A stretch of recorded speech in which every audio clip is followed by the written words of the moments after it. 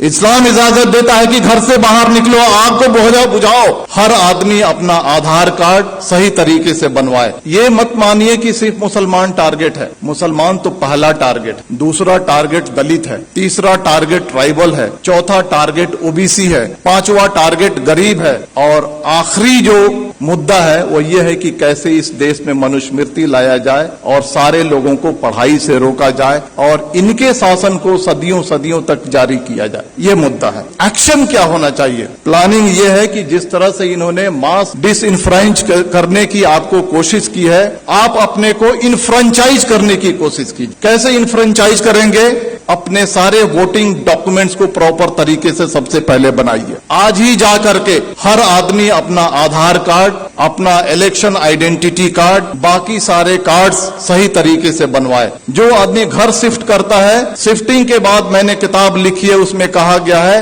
कि अगर एक दलित और एक मुसलमान अगर अपने घर को शिफ्ट करता है तो उसके नाम को डिलीट कर दिया जाता है। आप जहां पर जाते हैं नए तरीके से अपने नाम को ऐड कीजिए। आपके मेल को फीमेल लिखा जाता है, आपके फोटो को चेंज कर दिया जाता है। बीजेपी के लोग फॉर्म नंबर 7 के थ्रू आपके वोटर आइडेंटिटी कार्ड को चैलेंज करते हैं। बिना इंक्वायरी के इलेक्शन कमीशन आपके वोटर आइडेंटिटी कार्ड को खत्म कर देता है। आप सजग नहीं है। सबसे पहले आप सजग होइए, सबसे पहले अपने कार्ड्स बनाइए। कार्ड्स बनाने के बाद जो वोटर लिस्ट है उसको उठाइए और देखिए कि महमूद आलम अगर लिखा हुआ है तो उसका स्पेलिंग सही है क्या? हम मेल हैं तो मेल है क्या? फीमेल है तो फीमेल है क्या? हमारा फोटोग्राफ है क्या? इन सारी चीजों को इंश्योर कीजिए और इंश्योर करने के बाद आप यूनाइट होइए। और यूनाइट होने के बाद जिस तरह से इलेक्टोरिकली ये सरकार आपके सर पे बैठी है, उसी तरह से इलेक्टोरिकली इस सरकार को उठा के फेंक दीजिए। जिन लोगों ने कहा था माइनॉरिटीज, मुस्लिम्स, क्रिश्चियन, सिख, बौद्ध, जैन,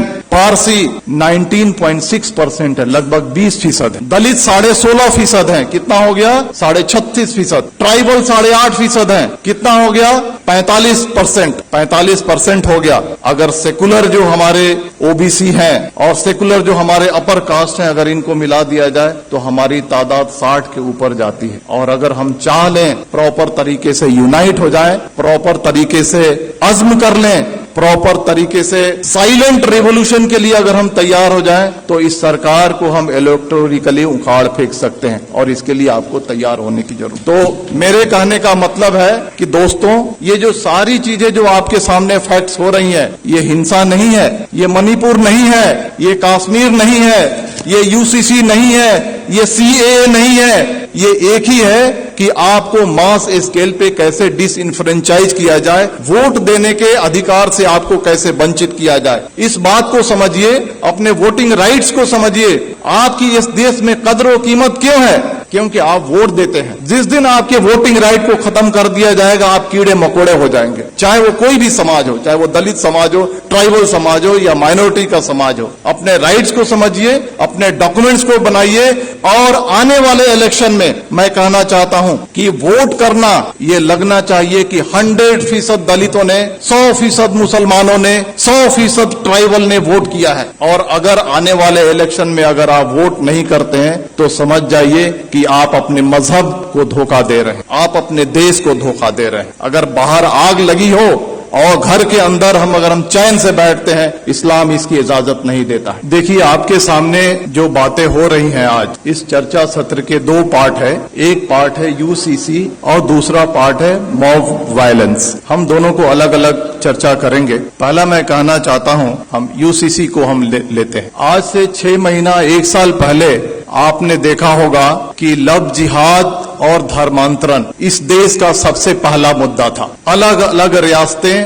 अपने अपने रियासत में कानून बना रही थी। कर्नाटक की बीजेपी सरकार कानून अलग से बना रही है, मध्य प्रदेश की सरकार अलग से कानून बना रही है, हरियाणा की खट्टर सरकार अलग से कानून बना रही है, धामी सरकार अलग से कानून बना रही है, योगी सरकार अलग से कानून बना रही है। मैं आपको कहना चाहता हूं कि हिंदू, मुसलमान, सिख, ईसाई ये सारे राष्ट्रीय स्तर के मजहब हैं भारत में, अगर एक मजहब से धर्मांतरण करके अगर कोई दूसरे मजहब में जाता है, अगर सरकार को लगता है तो ये राष्ट्रीय समस्या होनी चाहिए, तो सरकार एक कानून बना करके इस समस्या को हल क्यों नहीं करती है? मल्टीपल स्टेट्स में मल्टीपल कानून क्यों बनते हैं? सरकार का मकसद है कि लव जिहाद और धर्मांतरण के जरिए जो हमारा जो सामाजिक स्पेस है उसको कम्युनलाइज किया जाए और जो इलेक्शन का जो माहौल है उसको पोलराइज किया जाए और पॉलिटिकल बेनिफिट उठाया जाए। तो बीजेपी का जो एजेंडा है, चाहे वो लव जिहाद हो,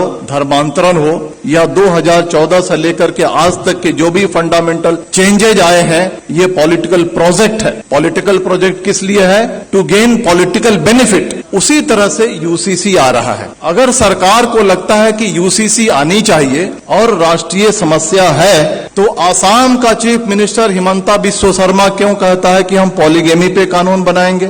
धामी सरकार उत्तराखंड का क्यों कहता है हम यूसीसी पे ड्राफ्ट लेकर के आएंगे? आप देखिएगा मेरी बात, यू मार्क माई वर्ड, कुछ दिन के बाद योगी सरकार अलग ड्राफ्ट लेकर के आएगी, कुछ दिन के बाद मध्य प्रदेश की शिवराज सरकार अलग ड्राफ्ट लेकर के आएगी, और इसका मकसद है कि ये उनका पॉलिटिकल प्रोजेक्ट है। और पॉलिटिकल प्रोजेक्ट किस लिए है? समाज को पोलराइज करने के लिए। अब सवाल उठता है कि इसका मकसद समाज को पोलराइज करने के लिए है, तो हमें क्या करना चाहिए? जहां तक यूसीसी का सवाल है, बड़े बड़े वक्ता, बड़े बड़े दानिश्वर कहते हैं सबसे ज्यादा जो नुकसान होगा वो क्रिश्चियंस को होगा, सिख को होगा, ट्राइबल्स को होगा, दलित को होगा। हमारी जिम्मेदारी है, सरकार देखिए 2014 से लेकर के आज तक जो चाहती है वो करते आई है। अगर वो चाहेगी कि यूसीसी लाएं तो हम रोक नहीं सकते हैं, लेकिन हम जो कॉन्स्टिट्यूएंट्स जो उनको वोट करते हैं उनको ये एजुकेट कम से कम कर सकते हैं कि ये जो है आपको बर्बाद करने के लिए लाया जा रहा है। इसके कॉन्स्टिट्यूएंट्स कौन है? ट्राइबल्स हैं, दलित हैं, मुस्लिम्स हैं, अदर माइनॉरिटीज हैं। इन सब को हमको एजुकेट करना है कि आपके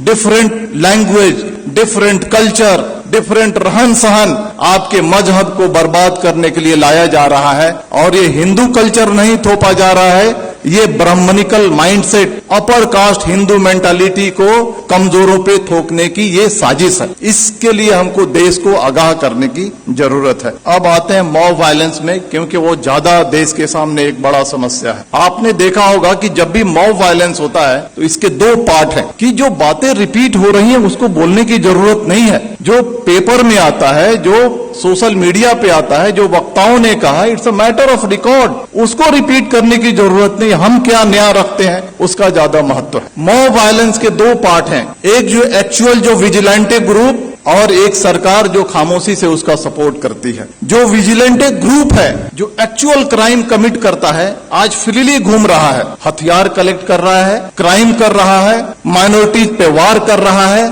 और उसको कोई छेड़ने वाला, कोई अरेस्ट करने वाला नहीं है। दूसरा जो पार्ट है आज की सरकार कितनी भी मॉब लिंचिंग हो जाए, मणिपुर हो जाए, नू हो जाए, पुन्हाना हो जाए, झिरका हो जाए, ट्रेन में फायरिंग हो जाए, दंगे हो जाए, सरकार जबान नहीं खोलने वाली है। सरकार चुप है। सरकार इज मेंटेनिंग साइलेंस। और साइलेंस को क्या कहा जाता है? साइलेंस को, खामोशी को रजामंदी कहा जाता है। सरकार वायलेंस को रजामंदी दे रही है। सरकार रजामंद है कि वायलेंस किया जाए। इसके दो पार्ट हैं, जो विजिलेंटे ग्रुप हैं और जो सरकार है, इनके मोटिव में फर्क है। जो विजिलेंटे ग्रुप है उनका मोटिव है कि हम जो कमजोर हैं उन पे हमला कर रहे हैं, उनको सबक सिखा रहे हैं, उनको तकलीफ में डाल रहे हैं। और बहुत खुश हैं कि तारीख में इन्हें हमको सताया था। ये बात सही है या गलत, इसकी अलग चर्चा की विषय है, लेकिन इन्होंने हमें तारीख में हमको तकलीफ दी थी, आज हम इनको तकलीफ दे रहे हैं। वो खुश है। वो इलिटरेट, कम पढ़ा लिखा आदमी जो विजिलेंटे ग्रुप है खुश है। लेकिन